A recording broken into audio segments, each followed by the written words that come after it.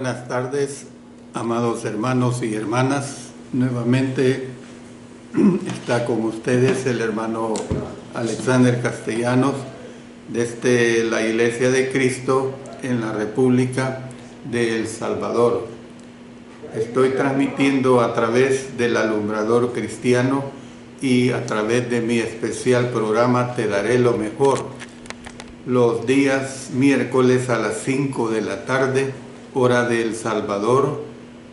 Transmito acerca de la vida y ministerio de Cristo. Hoy vamos a ver la lección número 84 y el tema que vamos a seguir viendo es acerca de las tradiciones, o sea, cuándo es mala una tradición. La parte 1, pero en cierto modo sería la tercera parte, porque como les dije, presentaría al menos 4 lecciones. Esta será la primera parte, cuando es mala una tradición. Pero antes vamos a pedir la dirección de nuestro Señor a través de la oración. Padre eterno, una vez más te agradecemos porque tú nos permites presentar tu palabra, sobre todo en este tema tan interesante como lo es sobre la vida y ministerio de Cristo y cuándo es que es mala una tradición. Ayúdame, Señor, a que lo que exprese sea entendible, sea muy claro, que haya edificación para todos quienes escuchen y que siempre tú, Señor, seas completamente honrado. En el nombre de nuestro Señor Jesucristo. Amén. Amén. Bueno, como les he dicho, este tema es muy interesante. Usted recuerda que en el mensaje anterior aprendimos que la palabra tradición significa básicamente lo que se ha transmitido.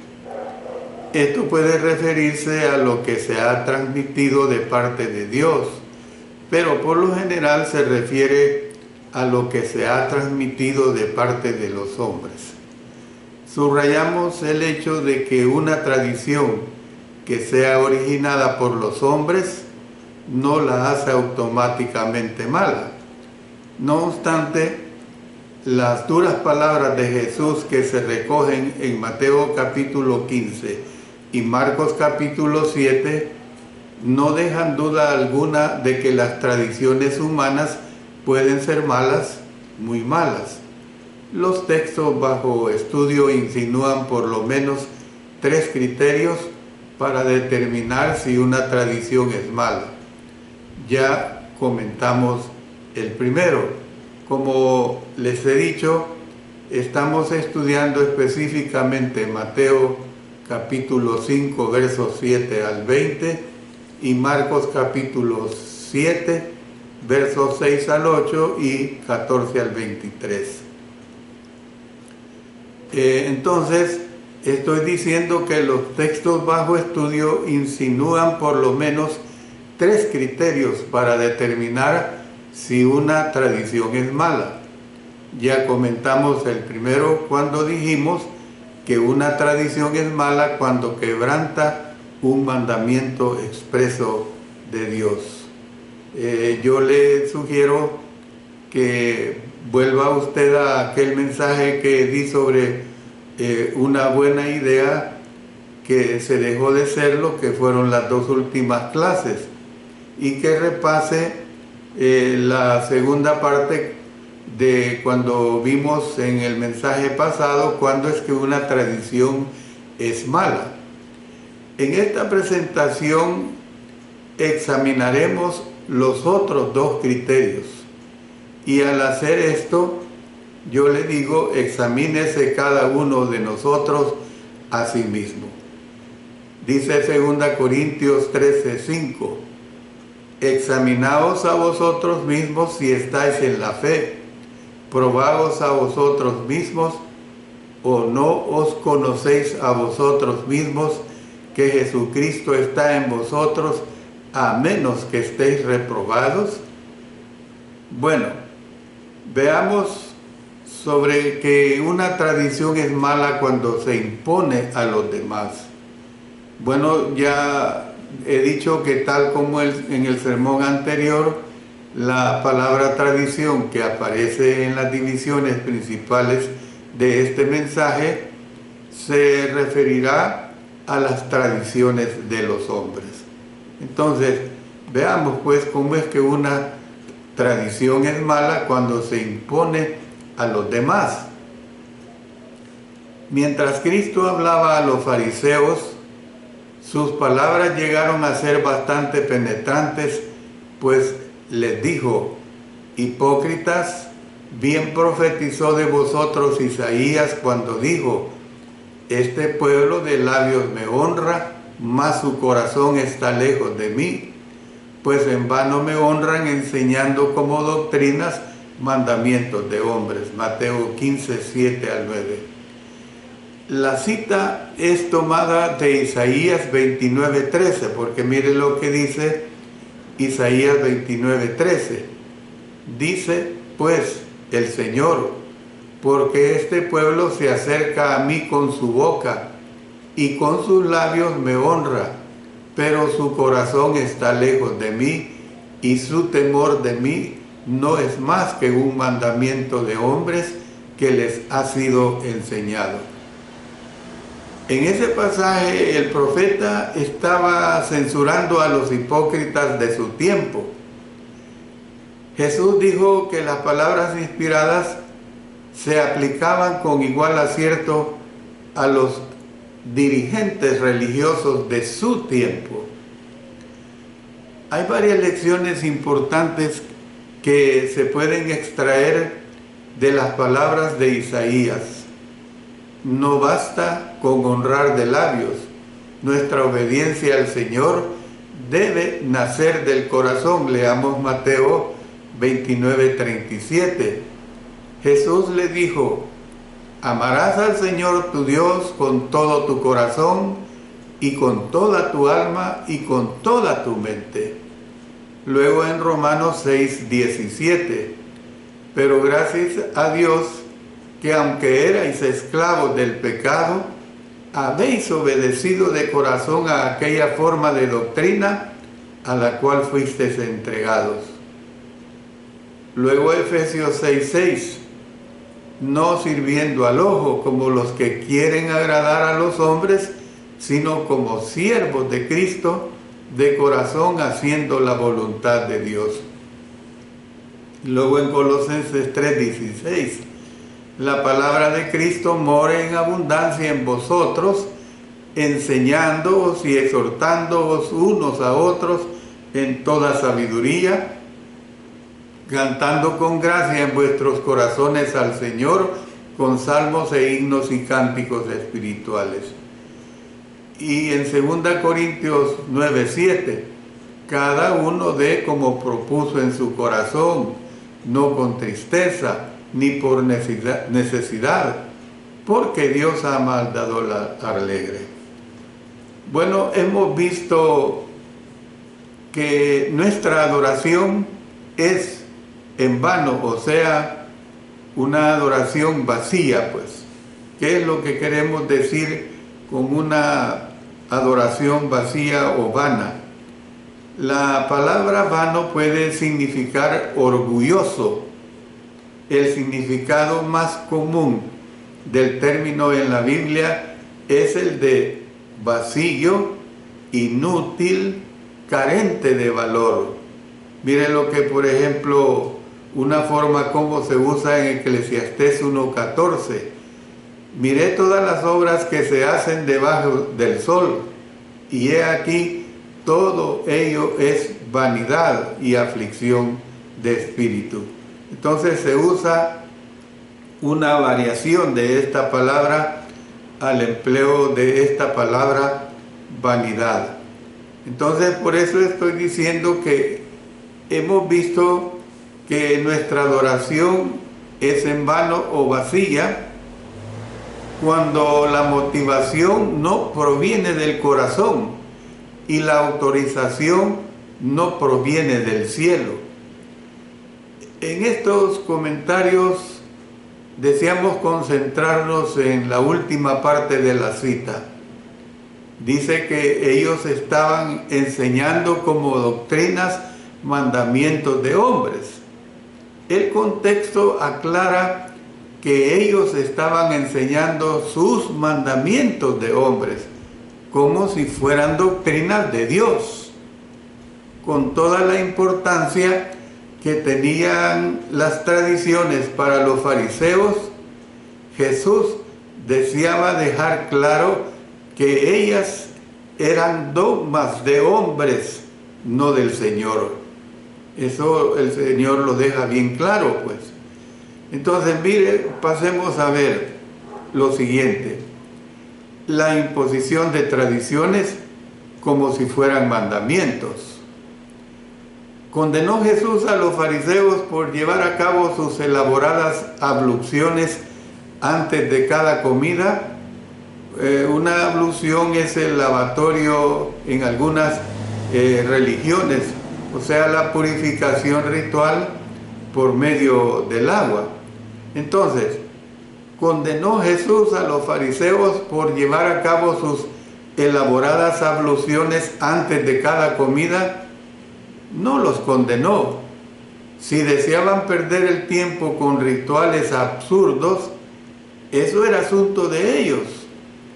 La censura que hizo Jesús de los fariseos no se debía a la costumbre de ellos, sino a que ellos estaban tratando de imponer esta costumbre a los demás. Habían elevado las tradiciones de ellos al estatus de mandamientos divinos. Enseñaban que los hombres debían guardar sus tradiciones, condenaban a todos los que no las guardaban. Bueno, pongamos el segundo criterio en las siguientes palabras. Una tradición es mala cuando se impone a los demás, se lo repito, una tradición es mala cuando se impone a los demás. Todo el mundo puede ver que tal costumbre es un error, por lo menos en principio. Durante los años que han pasado como familia, se han desarrollado sus propias y exclusivas peculiaridades, quizás tradiciones en cuanto a los días feriados y a otras celebraciones. Evidentemente disfrutamos de ellas y nos ayudan a definir nuestra identidad. Por supuesto que no hacemos esfuerzo alguno por imponerlas a los demás. Condenar a otras familias por no guardar nuestras tradiciones sería absurdo, por decirlo menos. Por ejemplo, yo les voy a poner un ejemplo personal. A mí el día de mi cumpleaños, que es el 14 de septiembre de cada año, a mí me gusta comer gallina india, o sea, gallina del campo. Me gusta, toda la vida desde niño yo he disfrutado la gallina india y me gusta celebrarlo así, de esta manera, pero yo no puedo imponer esta costumbre, esta tradición mía en cada uno de ustedes. Es una decisión muy personal. Cuando son las fiestas de fin de año, no celebrando Navidad y nada de eso, sino las fiestas, por ejemplo, de la venida del Año Nuevo y la despedida del Año Viejo, aquí en casa nos gusta comer el pavo. Pero otra vez le digo, el que a nosotros nos guste no es que tenemos nosotros que imponer a las demás familias, porque otras familias tienen otros apetitos o deleites muy diferentes a los nuestros. Es una cuestión de una tradición que no perjudica a nadie. Jesús enseñó claramente que es un error imponer nuestras tradiciones, ya sean tradiciones religiosas o ya sean tradiciones familiares, a los demás. Es cuando tratamos de aplicar este principio que la polémica se suscita. La gente tiende naturalmente a sentirse más a gusto con la forma como siempre se han hecho las cosas, y nosotros somos propensos a creer que esa es la forma como deben hacerse. Sin embargo, debemos hacer un esfuerzo por distinguir entre lo que no puede cambiarse, o sea, la voluntad de Dios, y lo que sí puede cambiarse, o sea, los métodos usados para llevar a cabo su voluntad. Vienen a la mente ilustraciones tomadas del ámbito, por ejemplo, de la adoración. Yo puedo decir, es recomendable, por supuesto, que nosotros nos remontemos a nuestras propias tradiciones. La mayoría de las congregaciones tienen himnarios. Deberíamos entonces condenar a una congregación que en lugar de tener himnarios proyecta sus cánticos a través de un retrovisor o de cualquier cámara o proyector. Bueno, hay que dar por sentado que los oyentes notarán que las maneras opcionales que se mencionan de hacer las cosas no son contrarias a las Escrituras, y que se sobreentiende que la respuesta que va después de cada pregunta es no. Donde quiera que se adora de Iglesia de Cristo, ha sido una costumbre tener un sermón como parte del servicio del día domingo por la mañana. Ahora la pregunta es, ¿será un error tener un servicio del domingo por la mañana que consiste primordialmente en cánticos, oraciones y lecturas de las Escrituras que se centran en la observancia de la Cena del Señor? Como ya lo he recalcado evidentemente que la respuesta es no.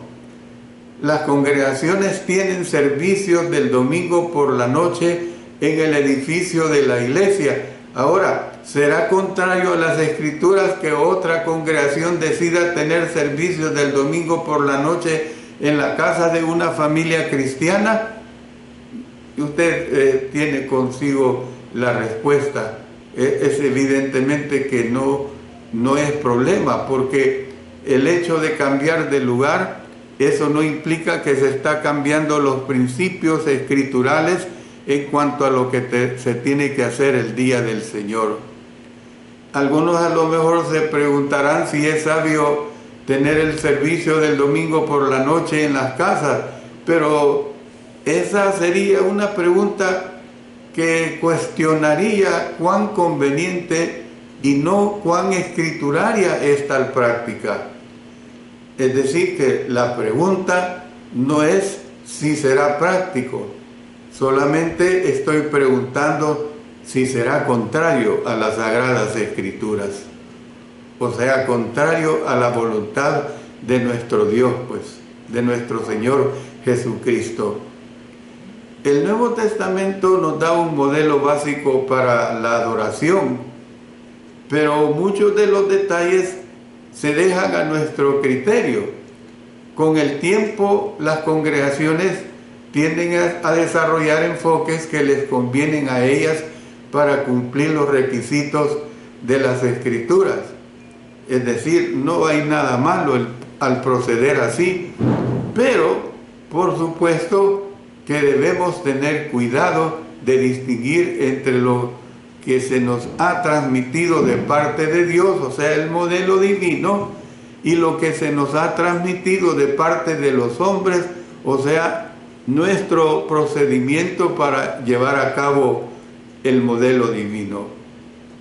Un factor que incide en este aspecto es, por ejemplo, en las congregaciones que tienen ancianos. Como ellos son los que supervisan, que es la función que el Señor les permite para cumplir las responsabilidades. Ellos toman decisiones que afectan para bien o para mal a una congregación. Entonces, yo quiero decir pues que no dejaremos de insistir en los siguientes principios básicos. Es esencial que se haga distinción entre los mandamientos de Dios y las tradiciones de los hombres. Es un error imponer a los demás nuestras tradiciones de hombres, suponiendo que hemos coincidido con todo lo que hasta ahora se ha dicho. Queda por contestar una crucial pregunta: ¿cómo distinguir entre los mandamientos de Dios y las tradiciones de los hombres? Bueno, veamos esta parte: cómo distinguir entre las tradiciones y los mandamientos.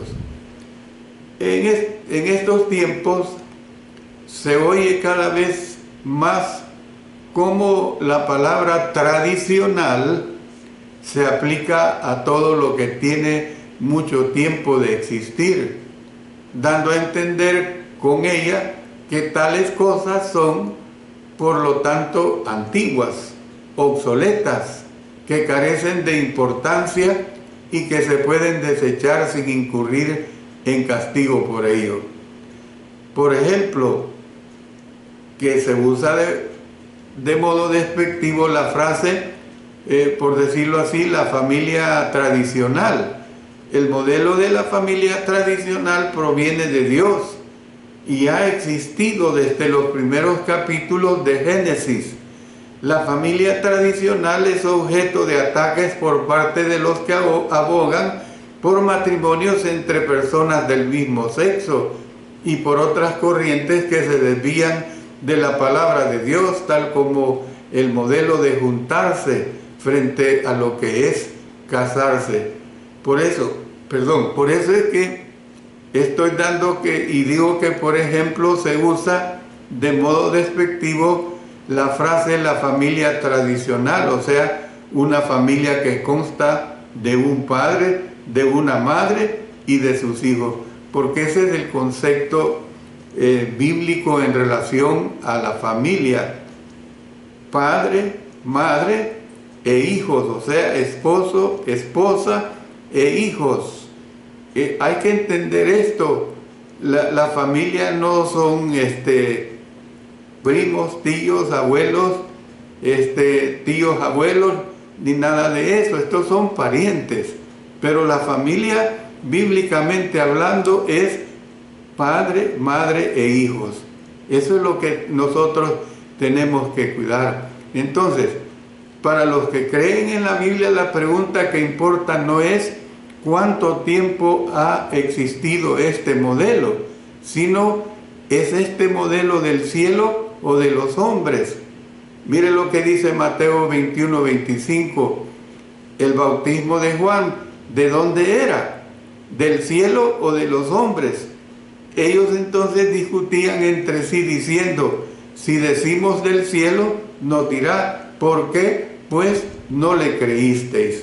Entonces, es de preocupación oír que a congregaciones fieles de la Iglesia del Señor se les refiera desesperadamente con la expresión iglesias tradicionales y que se rechace lo que creen y lo que practican con expresiones como la posición tradicional. Nosotros, al reunirnos como iglesia, cantamos, oramos, estudiamos la palabra, tomamos la cena del Señor, damos la ofrenda. Eso no tiene ninguna variación, porque es la palabra de Dios que tenemos que cumplir cada primer día de la semana. Los que usan estas descripciones, o sea, eso de decir la posición tradicional, tienden a referirse a todo lo que estas iglesias hacen con el calificativo de tradicional. De esta manera hacen poca distinción entre lo que ellas hacen como asunto de fe y lo que se hace como asunto de opinión. Bueno, estemos de acuerdo en esto. Una tradición humana es mala cuando se impone a los demás. también estemos de acuerdo en que no debemos clasificar automáticamente como tradicional toda creencia o práctica sencillamente porque suena a cosa antigua. Yo pongo como ilustración esto, como matrimonio o familia, hemos estado en congregaciones donde el método de realizar la cena del Señor es diferente a como nosotros lo hacemos, pero eso no quiere decir que está mal hecho, porque el propósito del memorial, del sacrificio de nuestro Señor Jesucristo, recordando ese sacrificio del Señor, recordando su segunda venida, es lo mismo. Entonces, que lo hacen parados y que hasta que reciben el jugo, el pan y el jugo de la vid, se sientan, ese no es el problema, hermanos y hermanas. Anteriormente dijimos que las cuestiones cruciales tienen que ver con cómo distinguir entre los mandamientos de Dios y las tradiciones de los hombres. Usted sabe la respuesta a esa pregunta y ya se ha hecho alusión a ella varias veces en estos mensajes que estoy presentando. Todo lo que creamos, enseñemos y hagamos debe examinarse a la luz de lo que las Escrituras nos enseñan. La pregunta no es cómo lo hemos hecho siempre, y menos cómo nos gustaría hacerlo, sino la pregunta es ¿qué enseña Dios en su voluntad revelada? Mire lo que dice en Hechos 17:11. Y estos eran más nobles que los que estaban en Tesalónica, pues recibieron la palabra con toda solicitud, escudriñando cada día las Escrituras para ver si estas cosas eran así. Entonces, tomemos de la forma como lo expresó el Señor Jesús en Mateo 21:25. Otra vez, repitiendo esta cita que hace un momento la leíamos. El bautismo de Juan, ¿de dónde era? ¿Del cielo o de los hombres? Ellos entonces discutían entre sí, diciendo, si decimos del cielo, nos dirá, ¿por qué pues no le creísteis? Si una doctrina o práctica es del cielo, entonces es vinculante para todo cristiano. Pero si es de los hombres, no nos hagamos culpables de hacerla vinculante para todos los demás. Yo pongo un ejemplo que de hace mucho tiempo lo usé. Estuvimos en una congregación que fue triste al momento del memorial de la Cena del Señor, que el hermano que presidió y que llevaba la charla acerca de la Cena del Señor, imagínense, fue algo horrible. Hablando de la Cena del Señor, hizo alusión a la guerra del Vietnam, hermanos. Yo realmente y mi esposa hubiéramos querido levantarnos y dejar de adorar, porque es algo que no cabe dentro de la palabra de nuestro Señor, dentro de lo que nosotros tenemos que cumplir. Entonces, al dar pues la anterior respuesta, habré resuelto todas las polémicas sobre lo que es tradicional y lo que no lo es.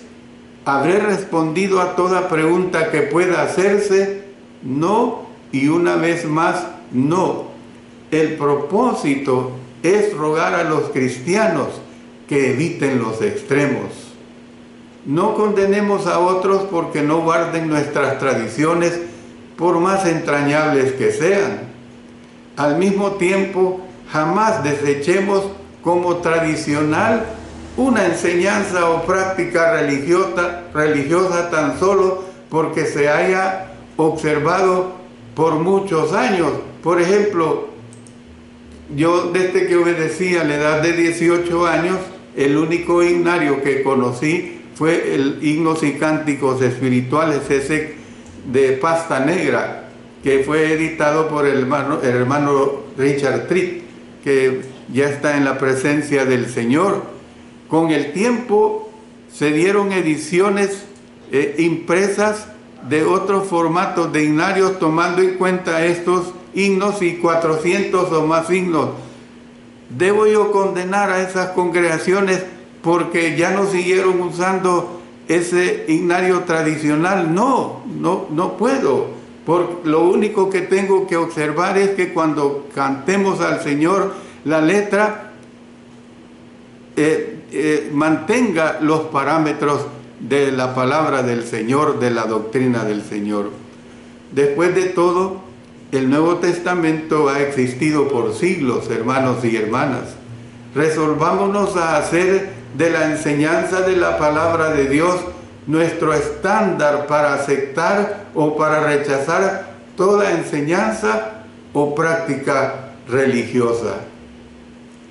Hace mucho tiempo, Josué le dio al pueblo de Dios este mensaje de él. Miren lo que dice en Josué 1:7. Solamente esfuérzate y sé muy valiente para cuidar de hacer conforme a toda la ley que mi siervo Moisés te mandó. No te apartes de ella ni a diestra ni a siniestra, o sea, ni a un lado ni a otro lado, para que seas prosperado en todas las cosas que emprendan. También el mismo Josué en el capítulo 23, versículo 6 dice: esforzaos pues mucho en guardar y hacer todo lo que está escrito en el libro de la ley de Moisés, sin apartaros de ello ni a diestra ni a siniestra.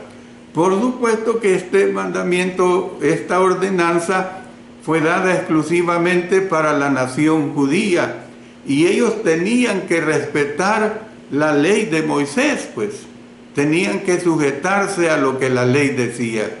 Podríamos considerar que apartarse de la palabra a diestra es atar lo que Dios no ha atado, las tradiciones de los hombres, y que apartarse a siniestra es desatar lo que Dios ha atado, o sea, su voluntad revelada, hermanos y hermanas. Dispongamos el corazón a evitar uno y otro extremo.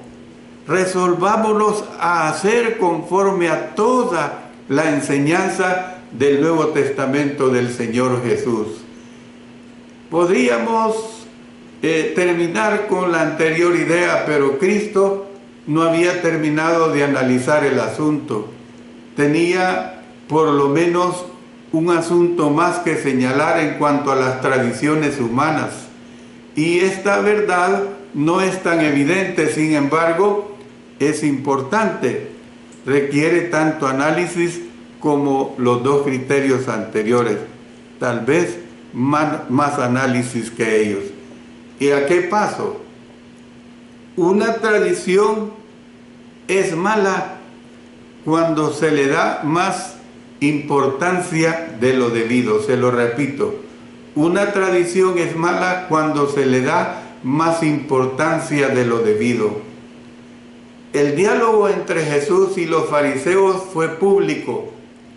A Cristo no le interesaba defenderse él ni defender a sus discípulos ante los líderes de corazón endurecido. Sin embargo, creyó necesario darles una merecida explicación a los que habían estado escuchando. Por eso es que Marcos resumió en un solo versículo el sermón que predicó Jesús sobre la cuestión fundamental que se había planteado. Mire lo que dice Marcos 7, 14 y 15. Y llamando así a toda la multitud les dijo: oídme todos y entended, nada hay fuera del hombre que entre en él, que le pueda contaminar, pero lo que sale de él, eso es lo que contamina al hombre. Entre otras cosas, Jesús estaba enseñando que la norma humana relacionada con lavarse antes de comer era ilógica. en realidad no es lo que entra en una persona, incluyendo el alimento que se come sin lavarse las manos, lo que le contamina. Dice Mateo 15:20 en su última parte, pero lo leo todo, dice: estas cosas son las que contaminan al hombre, pero el comer con las manos sin lavar no contamina al hombre. Antes, uno se contamina por lo que sale de uno, esto es, por sus propias acciones y palabras. Y aquí doy una aclaración. Si hay niños presentes en esta disertación que estoy dando, o cuando usted la use, será recomendable que enfatice usted que las palabras del Señor Jesús no tienen nada que ver con la insistencia de las madres en que sus hijos se laven las manos antes de comer, pues a las madres les preocupa la limpieza. ¿Y cuál era la situación? Jesús estaba hablando de un rito. Eso es lo que hay que entender. Jesús estaba hablando de un rito. Las palabras de Cristo tenían implicaciones que trascendían el asunto inmediato de los lavamientos rituales. Marcos mencionó una conclusión sacada de lo dicho por Jesús. Miren lo que dice en Marcos 7:19 en su última parte. Esto decía: haciendo limpios todos los alimentos. Bueno, las palabras de Marcos no significan que en ese momento los discípulos lo entendieran así. Marcos escribió esto unos 30 y tantos años después. Cuando se pusieron a recordar las cosas, los hombres inspirados vieron que esta verdad era una conclusión que inevitablemente se sacaba de lo dicho por Cristo. Entonces, ¿qué vemos?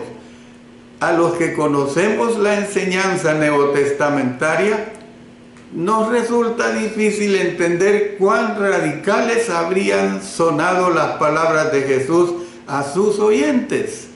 La instrucción de la ley relacionada con lo que los judíos podían y no podían comer, yo les recomiendo que lea todo el capítulo 11 de Levítico. Entonces había sido grabada en las mentes de ellos desde su nacimiento. Miren lo que dice en Hechos 10:14. Entonces Pedro dijo: Señor, no, porque ninguna cosa común o inmunda he comido jamás, porque él se expresó así, porque como judío así había sido enseñado. Las palabras de Cristo fueron tan inquietantes que cuando estuvo a solas con sus discípulos, Pedro le pidió que le explicara aquella parábola.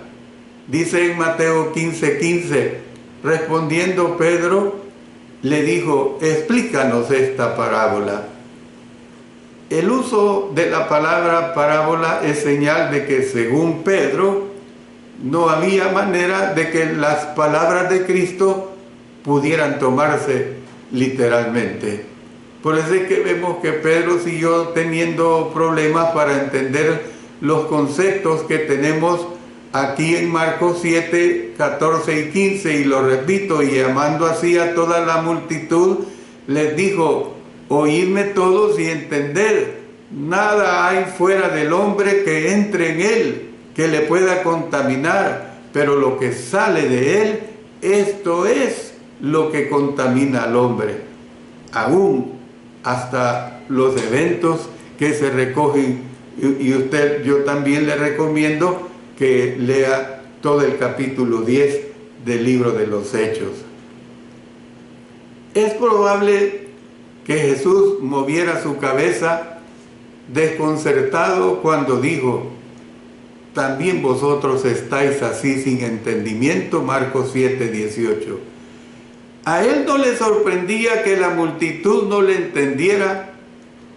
De sus apóstoles, en cambio, parece que sí esperaba que tuvieran mayor capacidad para entender.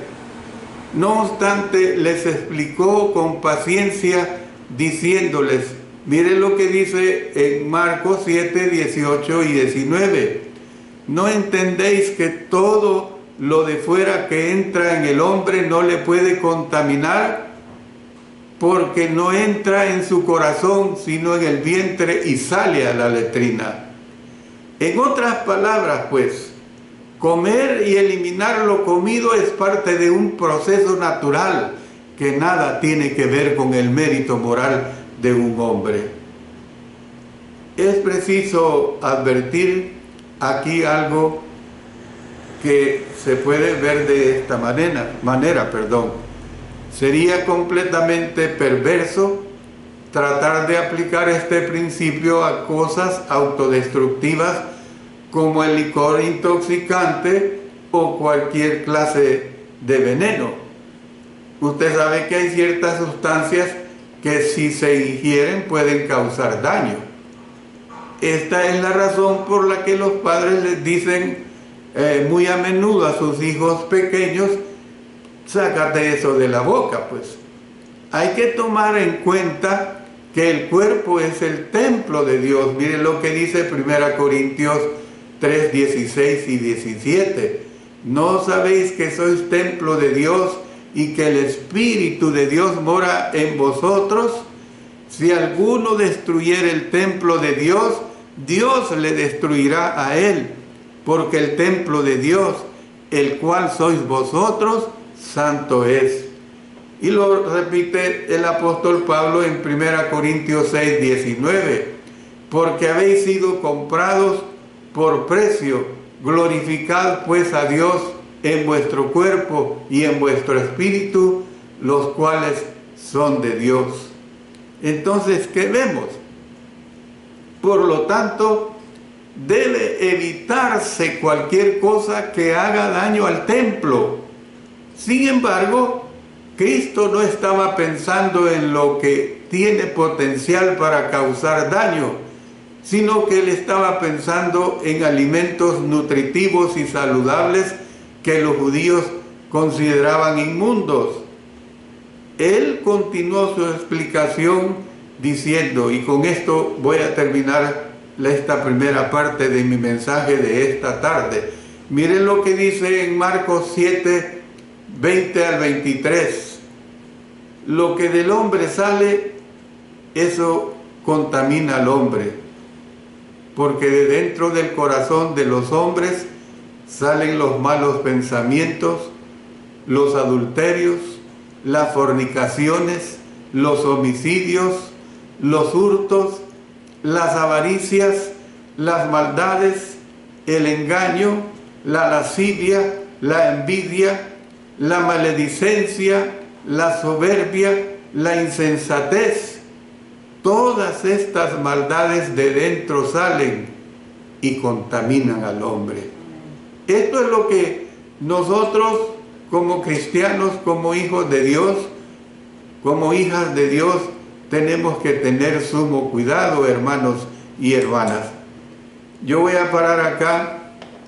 Dios mediante, el siguiente miércoles presentaré la segunda parte de este tema, que sería, como les he dicho, la lección número 3, pero lo divido cuando es mala una tradición, primera parte. Y voy a continuar diciendo lo siguiente: era un problema del corazón en aquel tiempo, pero eso lo vamos a ver en el siguiente mensaje. Siempre les invito, pues, en el nombre del Señor, si usted así lo desea, que sintonice mi programa todos los miércoles a las 5 de la tarde a través del Alumbrador Cristiano, o también a través de nuestro propio sitio web www.iglesiadecristo.xyz. Y como siempre les hago ver, nuestros mensajes quedan grabados de tal manera que usted puede oírlos cuantas veces lo desea. Muchas gracias, hermanos y hermanas, por su dedicación al estudio de la palabra de nuestro Señor. Vamos a terminar pues con la oración que debemos elevar a nuestro Señor. Padre Celestial, te damos gracias porque tú nos permites escudriñar tu palabra y que ella nos enseñe a hacer lo correcto, que aprendamos que aquello que no nos ayuda lo desechemos y que todo lo que es de tu divina palabra lo recibamos en nuestras mentes y en nuestros corazones. Gracias por todo, en el poderoso nombre de nuestro Señor Jesucristo. Amén. Amén.